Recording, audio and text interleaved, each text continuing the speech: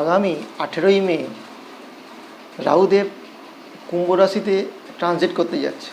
তো এই কুম্ভ রাশিতে ট্রানজিট করার ফলে কন্যা রাশির মানুষেরা ভালো মন্দ কম বেশি কী ফল পাবেন সেই নিয়ে আজকে আলোচনা করব। নমস্কার, আমি Abhijit Guin, KP astrologer, modern astro solution চ্যানেলে আপনাদের সকলকে স্বাগত জানাই। দেখুন, এই গত 1.5 বছর কন্যা রাশির মানুষের ক্ষেত্রে রাহুদেবের যে অবস্থান, ট্রানজিট যেটা হয়েছিল সেটা হচ্ছে সপ্তম ঘরে, 7 নম্বর হাউস।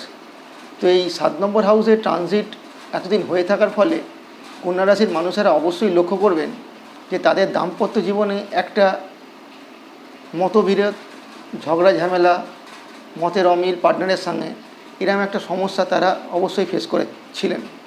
এছাড়া কন্যা রাশির মানুষ যারা ধরুন পার্টনারশিপ বিজনেসের সঙ্গে যুক্ত ছিলেন, সেই পার্টনারের সঙ্গে একটা মতের মিল না হওয়া, পার্টনারশিপে লস হওয়া, এগুলো আপনি লক্ষ্য করে থাকবেন। এছাড়া দেখবেন এই সময় আপনার দৈনিক রোজগারের ক্ষেত্রেও একটা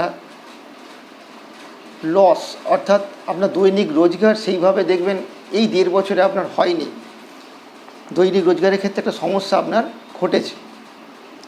এছাড়া দেখে থাকবেন যে আপনার শারীরিক সমস্যাও এই রাহুদেব গত 1.5 বছরে আপনাকে ভুগিয়েছে। শারীরিক সমস্যাতে কার্যক্ষেত্রে আপনার যে কোনোভাবে দেখবেন বাধা বিপত্তি এটা আপনি পেয়েছেন, এবং দেখবেন আপনার যে বড় ভাই বোন আছে তাদের সঙ্গে একটু ঝগড়া ঝামেলা, মতবিরোধ, এরকম সমস্যাও রাহুদেব আপনাকে গত 1.5 বছরে দিয়েছেন।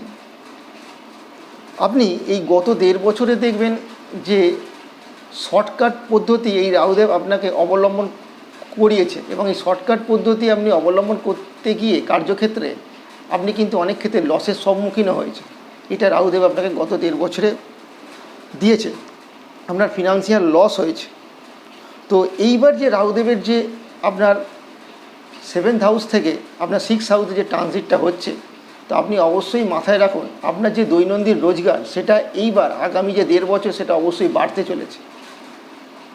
এছাড়া আপনি দেখবেন যে আপনার দাম্পত্য সমস্যা যেটা এতদিন আপনি ভুগছিলেন, বা দাম্পত্য সমস্যা যেটা ছিল সেটা অনেকাংশেই দেখবেন আগের চাইতে দেখবেন মধুর হয়ে উঠছে, এটা আপনি লক্ষ্য করবেন। এবং কার্যক্ষেত্রে অর্থাৎ পার্টনারশিপ বিশেষের ক্ষেত্রে যারা সমস্যায় ভুগছিলেন তারাও দেখবেন এই সেই পার্টনারশিপ বিশেষের সমস্যা এখন অনেকটাই দেখবেন আপনার সমস্যামুক্ত আপনি নিজেকে মনে করছেন।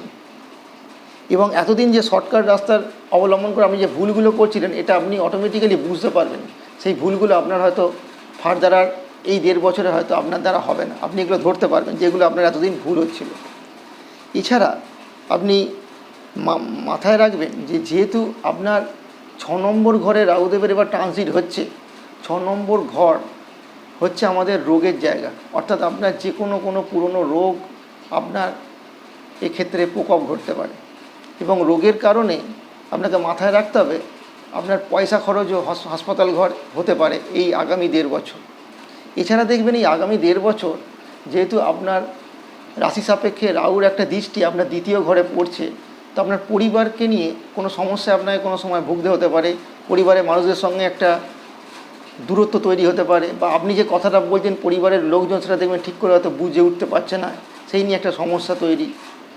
এছাড়া আপনার সেভিংসের ক্ষেত্রেও দেখবেন হয়তো অনেক ক্ষেত্রে যে কোনো কারণে একটা হাসপাতাল ঘর হোক কি একটা কোনো শারীরিক সমস্যা হোক, এইটা ঘটিয়ে দিয়ে রাহুদেব আপনার যে সেভিংস, সেই সেভিংসটাও দেখবেন সেক্ষেত্রে আপনার খরচ করিয়ে দিতে পারে। এটা সম্পূর্ণ নির্ভর করছে আপনার ব্যক্তিগত বার্থ চার্টে রাহুদেবের অবস্থান। যদি দেখেন আপনার ব্যক্তিগত বার্থ চার্টে রাহুদেবের অবস্থান ভালো জায়গায় আছে, তো অবশ্যই আপনি ভালো ফল পাবেন। আর যদি দেখেন যে খারাপ অবস্থায় আছে, তাহলে অবশ্যই জানবেন আমি যে পজিটিভ ফলগুলো বলছি সেগুলো অনেকাংশে হয়তো তার মাত্রাটা কমে যাবে। তাই যারা জানেন না সঠিক আপনাদের বার্থ চার্টে রাহুদেবের কী অবস্থান, তারা অবশ্যই কোনো ভালো অ্যাস্ট্রোলজারকে দিয়ে আপনার বার্থ চার্টটা একবার অ্যানালাইসিস করিয়ে নেবেন। তো এই ছিল কিছু সম্ভাব্য ঘটনা যেগুলো আপনারা কম বেশি দেখবেন যে আপনাদের এই আগামী 1.5 বছর ঘটতে চলেছে। নমস্কার, সকলে ভালো থাকবেন।